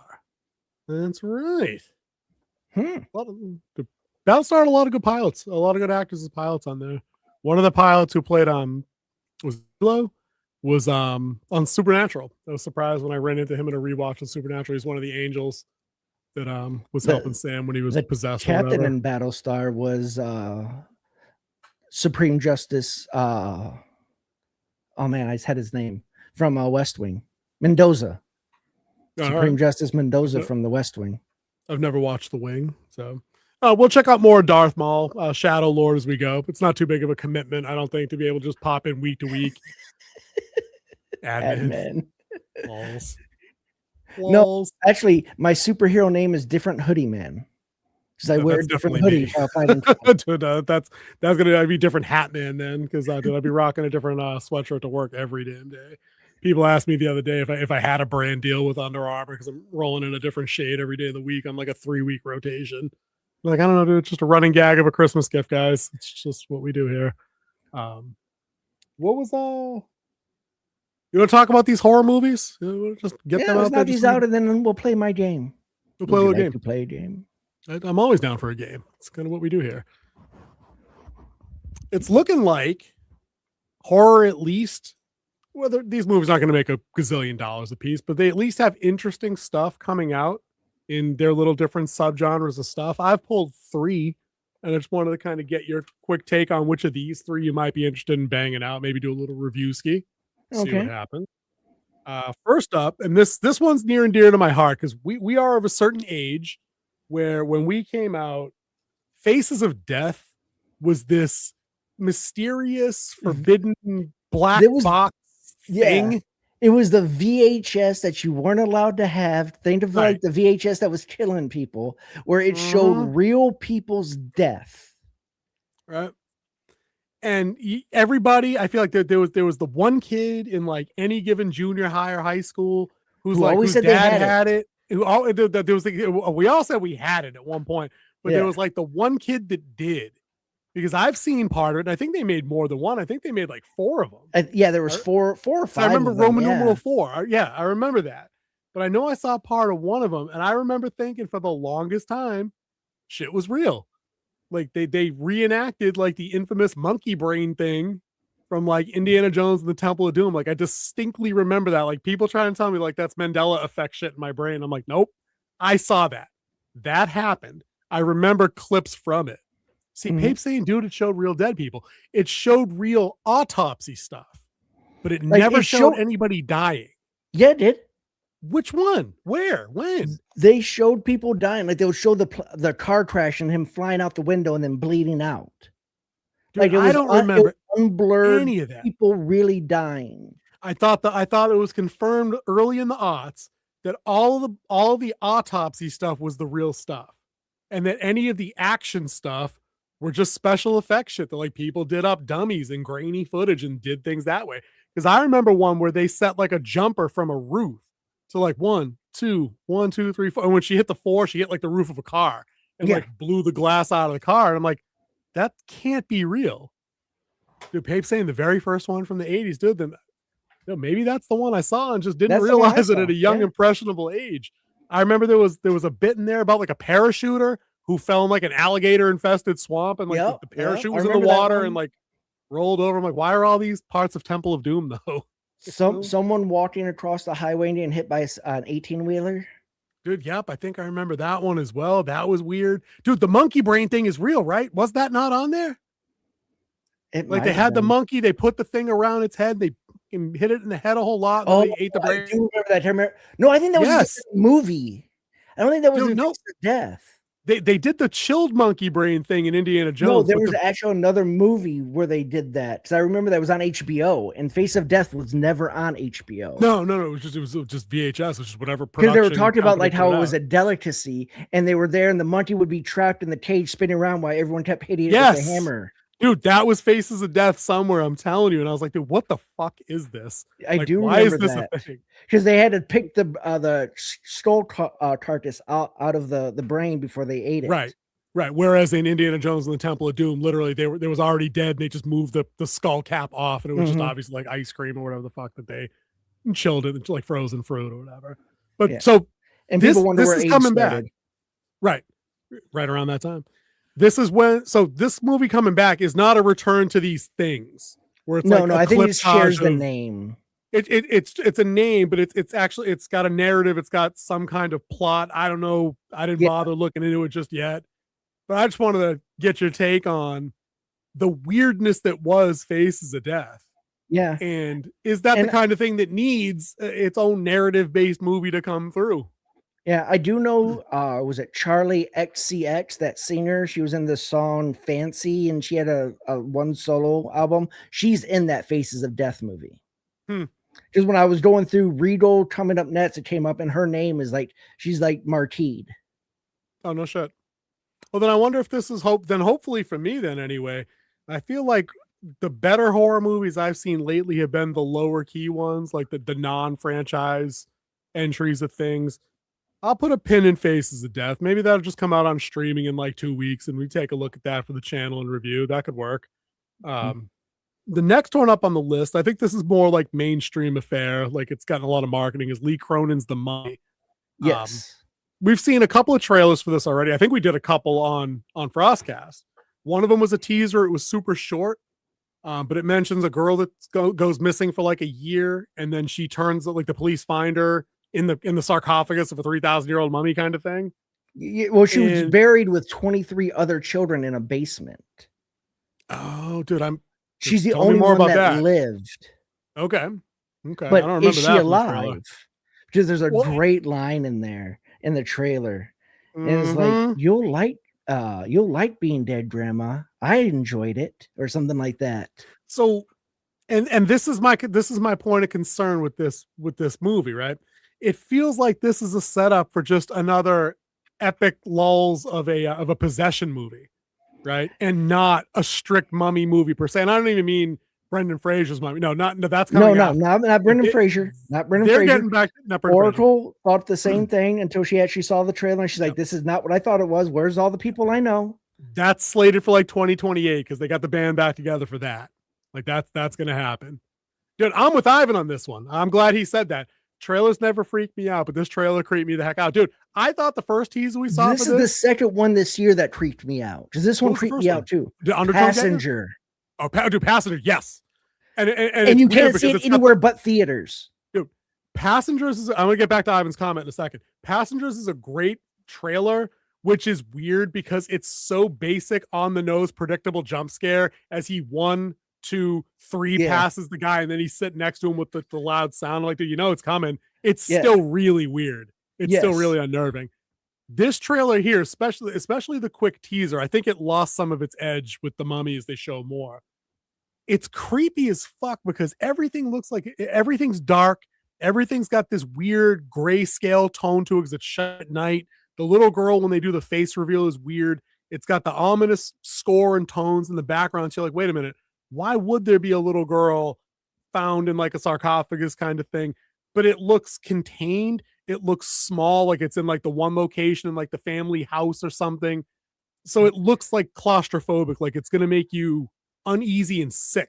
Yeah. For like the 90 minutes you're going to watch. Looks like someone like just put another face there and sewed it on. Right. Like just like this, right around my hand. It's got a great vibe to it. But then now once I saw that longer trailer, the one you just quoted, where she's talking, it's very clearly she's possessed by the spirit of something, and they just called it the Mummy, and I'm like, because she was wrapped in bandages. That's the only reason why. Right. But I feel like The Mummy is just one of those titles you probably shouldn't use because it has an iconic connection to like 30s movies, like the old Universal movies. The Also what everybody else is talking about in the chat and with the Oracle, like the Brendan Fraser stuff from like the 90s. Like, and then the one everyone's trying to forget with Tom Cruise. What one with Tom Cruise, King? What mummy movie with Tom Cruise? There was no one with Tom Cruise. Dude, this is not the mummy movie you're looking for. Dude, I barely remember Tomb of the Dragon Emperor or whatever that was fucking called with Jet Li. I'm just saying, dude, I don't even hardly recognize that one. Same thing with Mummy 3, where it wasn't about the mummy anymore. It's about what the Great Wall and all the people buried in the Great Wall. Jet Li, that's what I'm talking about. Okay. Tomb of the Dragon Emperor. That was the subtitle or whatever. What are your thoughts on the mummy? Will we be taking? No, that's Scorpion King. That's a whole separate spinoff, and they made like 8 of them straight to video. Honestly, I think this one's going to creep me out. I know. So? I know Oracle won't go with me on this one. That's a hard no. Ooh, what happened to Kate? That's a good one too. Found footage one. Yeah, I saw the trailer for that on Reels no, I think that's yesterday. I think Ivan's saying that the original title was for the mummy. That this was the original title and they changed it. No, there's another found footage one that said what happened to Kate. And it's like she's a reporter who's reporting on something in her hometown trying to get her big break, and she disappears and someone found a camera and it's we're just going to play what's on the SD card, and then it's all that stuff. So is that like the final form of found footage, and then we're going to be done with that as a gimmick? Oh no, found footage has its own genre now. No, I don't want that anymore. I'm just saying I want that to go away. It's not ever going to go away. It has one of the biggest followings in horror. I know, because any asshole with a phone can do it. I know. And now we get the spin up. What do you call it? The other stuff that's based on that, like where you're just watching clips of people watching clips of things, Screen Life or whatever you call it. Well, Screen Life is if it's a movie of me on my computer watching stuff. That's a Screen Life movie. Me watching clips or doing something else that happens, that can fall into found footage, kind of like what Body Cam was on Shudder. Body Cam is considered a found footage one because it's based on the Body Cam. It's more of a first person type feel to it. Is found footage now. Sorry, guys. Alrighty. And I think Shudder is opening up a lot of doors to bring new horror to people's eyes. Makes sense. That's exactly where it should attract. I think a lot of this new found footage is taking it back to where Blair Witch was, when it was like a brand new concept of found footage, even though technically it wasn't, but that kind of revitalized the genre. And then they ruined it right afterwards with Copperfield, which is with the camera that survived the nuclear blast. They ruined it right after Blair Witch with Blair Witch 2 Book of Shadows. That's neither here nor there, because that movie was a fucking dumpster fire. Wasn't found footage though. No. Nope. That was a straight movie. It was a movie. Straight movie. And yeah, Cloverfield is the one that had the unmoving the perpetually moving shaky cam, the one that actually gave you motion sickness. And then they had that really stupid one with like The Apartment, where it's like just they said it's gonna be fumigated, and she came in and there's like creatures in there, and she has like her television camera with her, and then it has her I think was that Rec? It might be Rec. Record. It was based on a Spanish movie. They did American remakes. Yeah, if I remember, there were a few of them. And they were like crazy people or vampires in the building or some stupid shit. Yeah, and the main shot was like looking at her with that grainy green night camera, and she gets pulled away into the darkness. Mm-hmm. And then Paranormal Activity did found footage in a whole different, weirder. I believe that wouldn't be found footage because they didn't find it. It was just there. This was like tracking people's lives. That's true. They were their own tapes, I guess. That's true. It wasn't really found. Ivan was asking, so is that why they changed it to The Mummy, because of that other movie? So I think they were just an easy non-copyrighted name because it's so vague. They went with it, and because they found her in a coffin wrapped up in bandages. Yeah, I don't know. I don't think it's going to cause like that big of a stir for folks to go see. Like, I don't think anybody's going to feel like they were rug pulled. That like it's not a traditional mummy movie per se, and it's more of a possession thing. I don't think it's going to amount to that level. Now, if it came out the same year or near around anything with the Brendan Fraser franchise, people are going to be pissed. Oh yeah, that would be. Like people would be going to the wrong movie. Yeah, it was like when we saw Blockbuster and people were renting 28 Days Later, and when they wanted to watch 28 Days, or if you accidentally picked up Deep Impact instead of Armageddon. It was a great. Yeah, it was a great gag on The Office. It's like, and you watch the whole thing. It's like, I kept waiting for Sandra Bullock to show up. They don't have pictures on the box. Pictures on the box. Hey, the last movie on the horror list coming out, it's a Netflix movies. I know we're seeing more of these. I don't want to call them big budget original films on these streaming services. Not that big, and they've been around for a while. But it's like a Netflix original. It's not anything rolling up into a theater. But it's called Apex. And it looks interesting. I don't remember either of the stars. I think it's Taron, the kid from Terminal, the airport movie, the security guard, from that airport terminal security movie we watched. Taron something or other. Oh, the dude who played Elton John. Yes, him. It's him. He's a psycho. He is a tour bus guide or a boat guide or some bullshit, but he basically finagles unwitting female tourists into like weird nature hiking spots that are like they're trying to do like difficult climbs. It's, I got the best spot. You're gonna come here. Taron Egerton, thank you, Oracle. Is that the one with Charlize Theron in it? Yes, that might have been that might be the lead actually. Now that you jog my memory, thank you. Yep. So she's like, oh, you want to play games? Kayaker. Let's play this game. Yeah, it's that one. But the vibe to me looks like Ready or Not, and they will kill you. Like it's gonna be super dark. There's gonna be some tension in there. Oracle says Eric Bana's in there too. Good. Hopefully he shoots him at the end or something. But I feel like this is this own little flavor of horror flicks that I think is coming through with a little bit more prominence. Like it's a little bit more action forward. There is some dark comedy to it. There is a little bit of empowerment, female empowerment fantasy to it, because always the horror movies are always female led, for the most part. I don't mind that if the story works. Yeah, and this one has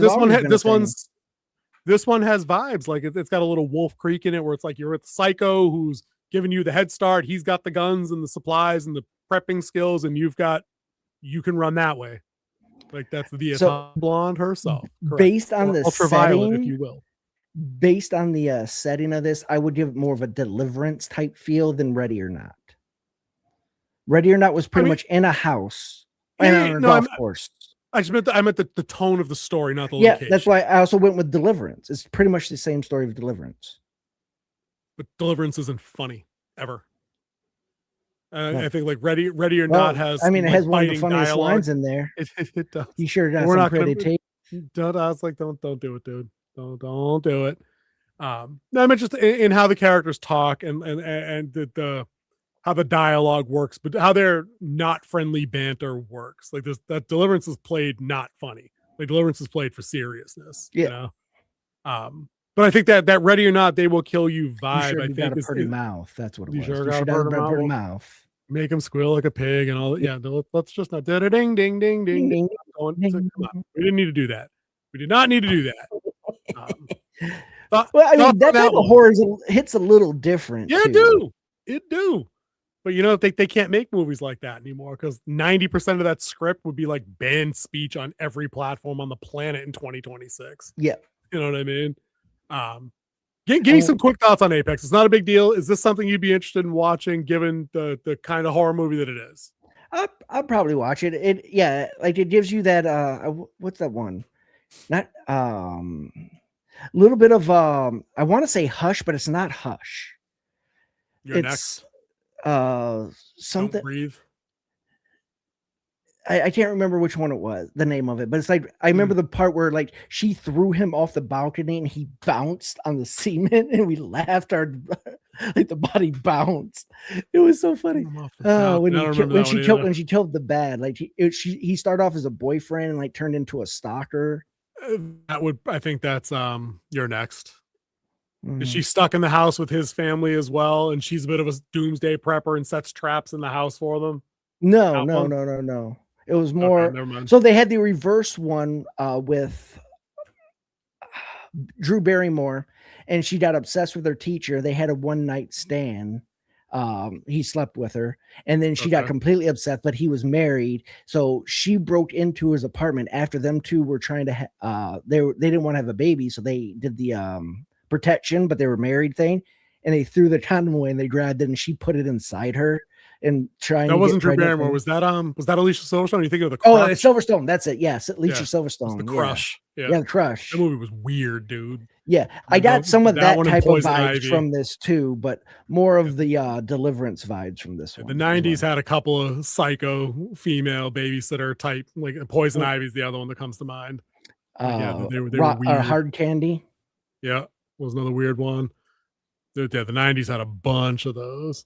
Yeah, so we'll check out a couple of these. I think I'm game for at least the Mummy, because it just feels like it's probably the most polished of these three things here. Apex, I'm 50-50. I go either way with that. It's on Netflix, so it'll be there for me to watch if I'm bored. And I still haven't seen a trailer for Faces of Death, so I feel like I saw one red band when I saw Undertone. I think, but I haven't seen anything on streaming. It never comes up on YouTube, regardless of what's on my playlist. So it could be Alyssa Milano's finest film, fact. And basically rewrote the rule on the on internet image sharing based on that movie. Yeah. What else do we have? Let's put a pin in Mass Effect for the time being. We can talk about that another day. Okay, yeah, they'd have a lot of different opinions on. I think Mass Effect, like that article is just something I think we could probably just shoot like a smaller video and just get each other's opinions on about how world building would work and foibles and pitfalls to avoid. Can we make it like Fallout, or does it obligatorily have to be like Halo? You know what I mean? It could go either way, but I think that could be a separate thing for second day, because I kind of want to get to this game, have a little bit of fun before we go. What do you got? Okay, so I was there watching a short, and it says that horror movies today share a lot of plots with non-horror movies. Okay. So what I'm going to do is I'm going to read a plot, and you got to give me the horror movie and the non-horror movie. Oh, okay. All right. Here's the warm-up round. A man visits his partner's family for the first time. It starts with awkward, quickly turns into a situation where he feels watched, judged, and increasingly unsafe. Get Out and Who's Coming to Dinner. Well, that's not the one I have on there, but that also fits that as well. What did you have? Meet the Fockers. Meet the Fockers. All right. Okay. But yeah, Get Out was the other one. Okay. All right. Here we go. Number 2. Round's over. Let's do this. A student struggles under oppression authority figure while dealing with his personal issues. The pressure builds and everything explodes in a life-changing moment. And the first one's a horror movie? Yeah, there's a horror movie and a non-horror movie. Okay, I feel like the non-horror movie answer there is Drumline. Nope. No, not Drumline. The one with the fucking the one with the kid that played Mr. Fantastic in the crappier Fantastic Four movies that had I can't remember. Not Whiplash. Whiplash. That's the one. Thank you, Oracle. That's the one I was thinking. Not that. All right, I'm 0 for 2 on the non-horror movie.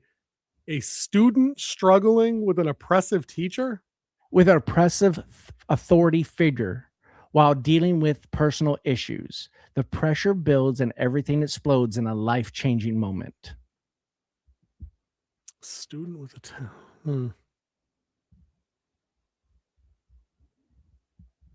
I'll have to give up on that one. Unless you got a clue for me. Unless you got a clue for me. I was going to make them, they're a little bit older. Okay. The first one, horror movie, Carrie. Yep. Okay. Non-horror movie. Oh my God. I just forgot. Dead Poet Society. Oh, all right. Damn it. Miles Teller. Thank you, Pape. That's exactly what I was thinking of. All right. Number 3. A home is invaded by intruders. The people inside must defend themselves using tools and intelligence they have. All right. That sounds like the first Purge movie on the horror side. No? Okay. Is the non-horror version of that Home Alone? Yes, it is. Okay. All right. Home Invasion, The Strangers? Yes. Got it. There you go. Got both of them. Okay, all right. See, picking All it right, up. feeling more I said it confident? before Travis did. Hold on. I said it before Travis did. I wasn't even looking at the chat. I don't know. I'm gonna shut the chat off. Hold on. I'm going out. I'm shutting chat down so I can't cheat. All right, here we go. All right, here we go. A group of small human-like figures live in a society among themselves. They have their own hierarchy, fears, and conflicts, especially when a new arrival threatens the established order. Was the non-horror movie Willow? No. Okay. He said small individuals there. Small human-like figures live in a society amongst Gremlins. people. Nope. Damn. Okay. Anybody in the chat? Can we do lifelines? Is that a feature of this game? No, that is not. Small. I went with Gremlins. I went with Willow. The Hobbit. The Borrowers would have been a great pick. That's also a no, Travis. Okay. All right. I don't know. I'm out on this one. All right. Non-horror. Toy Story. The horror movie. Puppet Master. I mean, the horror movie. Puppet Master. Read that clue again. How do I get Puppet Master out of that? A group of small human-like figures live secretly among people. They have their own hierarchy, fears, and conflicts, especially when the new arrival threatens the established order. Which would have been the Decapitron. Okay, I guess so. Yeah, I could see that. Okay. I was not even remotely thinking of Puppet Master. You said figures. You did say figures. That's true. Yep. All right. I got two more for you. All right, lay it on me. All right. A person lives a double life, presenting one identity to the world while hiding a completely different, darker version of themselves. Dude, that could be any vampire, werewolf, or Jekyll and Hyde story ever told. Okay, no supernatural. Okay. Psycho? A word in front of that. American Psycho? That's the horror movie. And then any teen drama ever about having dual roles? Give me the clue again. A person lives a double life, presenting one identity to the world while hiding a completely different, darker version of themselves. Buffy the Vampire Slayer? No. I give up on the non-horror. So the darker part would throw a lot of people off. So I just give this one to it's Mrs. Doubtfire. Why is he darker? Yeah, I don't understand the darker part. I guess I got that one wrong. I guess I was trying to blend the two together too much. Yeah. But they do kind of have the same plot. True. It's true. All right. last one. All right, let's do it. A group of friends travel together for what should be a fun experience, but things spiral out of control, leaving them lost, confused, and trying to piece together what happened.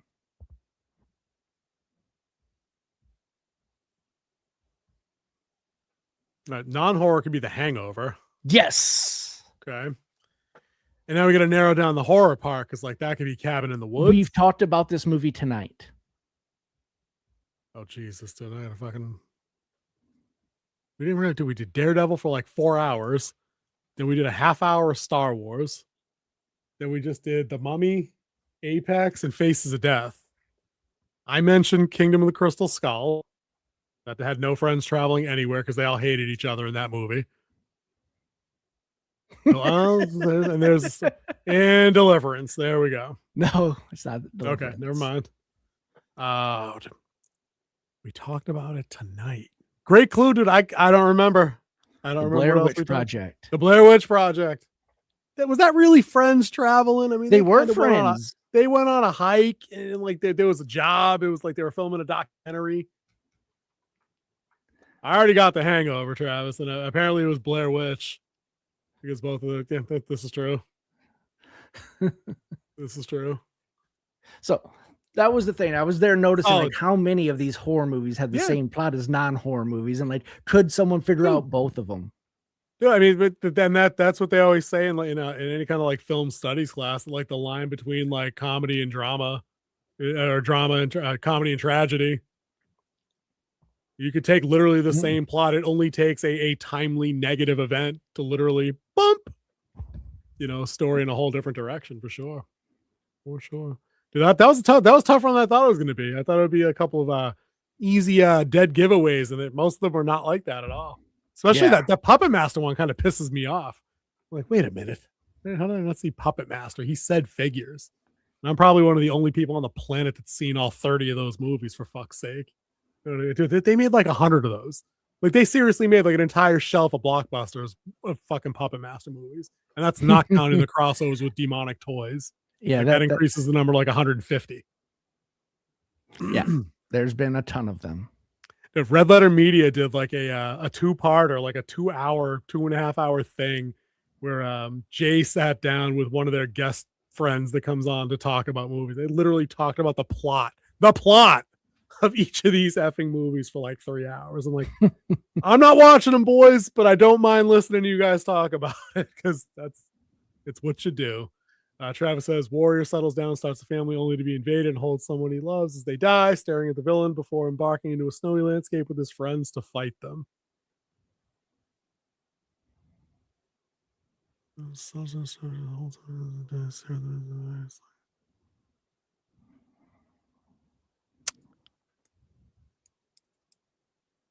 Snowy landscape, huh? The Tomorrow War? I have no guess. Meanwhile, there's a warrior like himself who's abused by a regime, forced to fight, who was inspired to turn against superiors. The main character gets draped in an American flag. Dude just gave away the whole thing, and I still don't have a good guess. Holy crap, dude. Sounds like Rocky IV, but it's also War for the Planet of the Apes. Okay. Okay. Yeah, snowy landscape, warrior, friend dies in his arms in the ring. Rocky IV going to Russia and his training scene. Yeah. Dude, and he holds Apollo in his arms, and they do throw the American flag over him. If I can change, anybody can change. Like that whole thing at the end. Pretty solid. Little hearts on fire on the soundtrack. Not bad. Yeah, their really bad actor playing Mikhail Gorbachev stands up. And yeah. And we know, and we had a feeling that maybe the Politburo was going to have Drago killed in like the next frame, but they just didn't shoot the scene. Yep, they didn't shoot this. Yeah, he was dead. He lived long enough. He lived long enough to have a kid, because isn't his kid in one of the Balboa movies? Not Balboa. No, Creed. Creed. Yep, in the Creed movies. That's right. I think Dolph Lundgren, he's in that too. I think. Was he? I've never seen him in that. I think he's the trainer of his kid. Oh, no shit. And I think that's the same. That was Creed 2, and that's the same one where Rocky actually dies from his prostate cancer. I didn't know if Dolph had been anything. He's had some health struggles over the last few years. He's like really sick for a while. Yeah, some kind of stomach cancer or something like that. I think he's recovered. The guy has like 9 doctorates. So dude's got a genius level IQ confirmed. Yeah. Funny considering he just plays meatheads in movies. We had a discussion at the end of the other day. My brother swore up and down that Thomas Jane played the original Punisher on the big screen. I was like, no. Order. Dolph Lundgren played him in the 80s. Thank you very much. Lundgren played him, and then it was the other guy, and then it was Thomas Jane, and then Ray Stevenson, and now we're going to have John Bernthal. Yep. Travis says Caesar gets thrown out of a tower, grabs the flag, and it falls on top of him. Damn dirty apes. I don't know. That's all I got on that. I don't think I've seen more. I know I've seen the first 3. What was the first one? What was it just called Planet of the Apes? Was it Rise of the Planet of the Apes? Is that the first one in that new set? They came out like 20 years ago now, and it's not even new anymore. Yeah, it's been around because it had the Franco in it. Yeah, that's the only one I've seen in that new clip of films. And there's 5. The one after that one was really good. I heard that. Yeah, the one after that one. That was where they had the battle on, I believe, on the Golden Gate Bridge. They those movies came out at a time of movies that like big in theaters where I feel like the minimum runtime was 2 hours and 40 minutes. And dude, I'm good. I just have no interest in seeing just about anything for 2 hours and 40 minutes, especially if it's supposed to be like big budget action. Because sooner or later you just get numb. Like honestly, like can you just like set the next movie up and let me go home, please? I gotta go get a drink. I think I'm good. Travis says Rise of the Planet of the Apes is the first in the reboot prequel. But didn't they make more? Aren't they on like 4 or 5 of those now? Like I feel like there's a lot. I know that because they just had released one like 3 years ago. But I thought that was like I thought that was 4. I didn't think that was only 3. I thought they passed trilogy status. I might be wrong. I might be wrong. Those 8 movies are mid. By the way, I just want to throw this out here. If you do like audiobooks and you have Audible, they have a 80% sale going on right now on their entire library. So I just went and picked up like 5 books, all of them like $3. So I'm gonna have to send you an Audible gift card so you can get the rest of the Dresden Files. Hey-o! Well, it ends tonight, so you got an hour left to get it to me. I'll be honest with you, dude. I wouldn't hold my breath for that. I'd go through then. Not gonna lie. Okay. Had a long day. I did get the next one in the series, though. I finally got the next one in the series. Are you on Death Rights? Death Masks. It's Death Masks and then Blood Rights. No, Blood Rights. 5. Blood Rights. That's number 6. So that means you did Death Masks then. Yeah, I've already done Death Masks. That's the one where he gets one of the blades. Swords. Yep, he gets the sword of hope. No, faith. He gets faith. He has to hold faith for a while. That's right. So that means you've met Nicodemus finally. Yes, Nicodemus we talked about him the first time I listened to it. Yeah, I listened to that book when I drove up to Wisconsin the first time. I finished the book on my trip to Wisconsin. Yeah, Nicodemus is a bad man. To be wearing the noose that hung Judas. Yep. Dude, Butcher has this way of incorporating the most random religious objects into his world building. You can't, once you see it, you're like, that makes so much. I feel like a lot of his stuff works like that. You're like, once you've seen him write that, like nobody else can do anything similar to that because he picked the perfect thing. The same thing with the coins, like the dinar, this 30 silver denarian coins. Like it's the same thing. The swords of faith, the swords of the cross are all wrought with iron from the nails of the original crucifix. Like that's brilliant. That's why there's only 3 of them. That's why there's only 3 of them. I'm like, dude, that's just I love the world building dude does, but it puts you in a weird spot creatively where you're like, if you do anything within 10 miles of that idea, it automatically gets labeled copycat bullshit. And it probably is. Like, what else can you do? What else can you do? Well, I feel like he hits on that stuff in so many things he does. So many people have used the 30 pieces of silver to represent evil or wrongdoing and stuff like that. 30 pieces of silver that give powers to fallen angels that then take on 30 uniquely different beings. That's next level. I'm sorry, it just is. And the fact that like 20 of them are named through the book that I'm on, and they all have uniquely different abilities is crazy. It's world building on a level I enjoy. I have noticed a lot of Buffyverse stuff in the Dresden Files, so you can definitely see where some of his inspiration comes from, especially in the villains. But yeah, I just cut an audiobook short. I got bored with it, especially with the if a voice actor is really bad. If the voice actor's bad, like I might actually enjoy the book if the voice actor wasn't bad, but then as I got deeper into it, it's like the author gave up on the dialogue and just did plot point dialogue. I hate that. What's the book? I want to avoid. Oh, I'll give you the name. Way of Kings. No, it's nothing like that. That's Michael Kramer. That's one of the Hall of Fame voice actors out there. Yeah, no, that's your guy. No, this is Engines of Empire by Matt Carver. Dude, hold up. I might actually have that. Hold on. Yeah, the voice actor is pretty bad in it. Like, everything is emphasized, and it's just bad. It's almost like I would rather have an AI read this book to me than him. Dude, no, I don't have that one. Dude, I have a coworker, I shit you not, where all she listens to, she works overnight. So when I get in there, she's wrapping up books and things like that. And she's got one of those stupid AI stories on.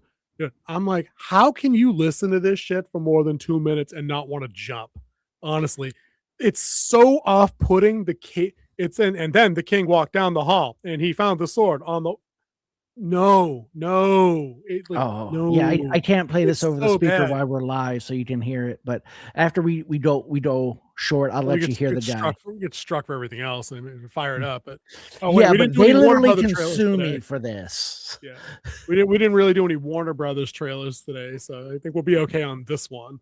Yeah. But dude, why don't we bounce and we'll continue that little discussion offline. We'll thank everybody that was here. That's Travis and Pape and Ivan and everybody else.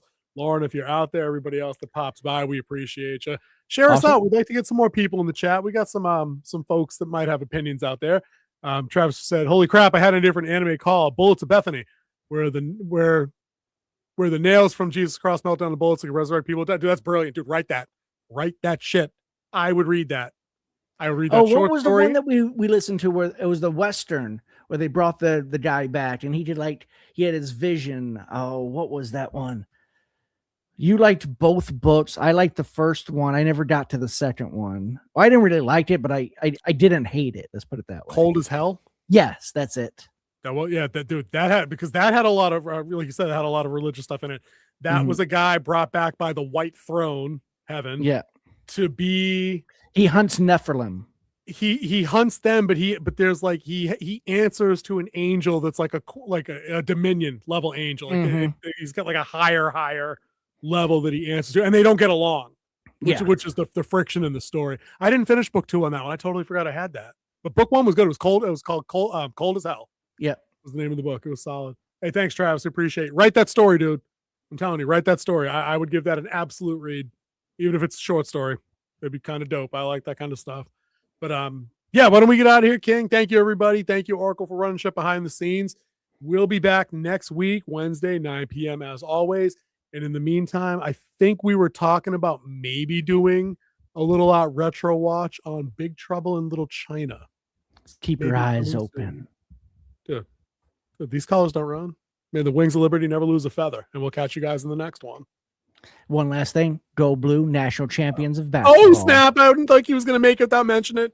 And cut.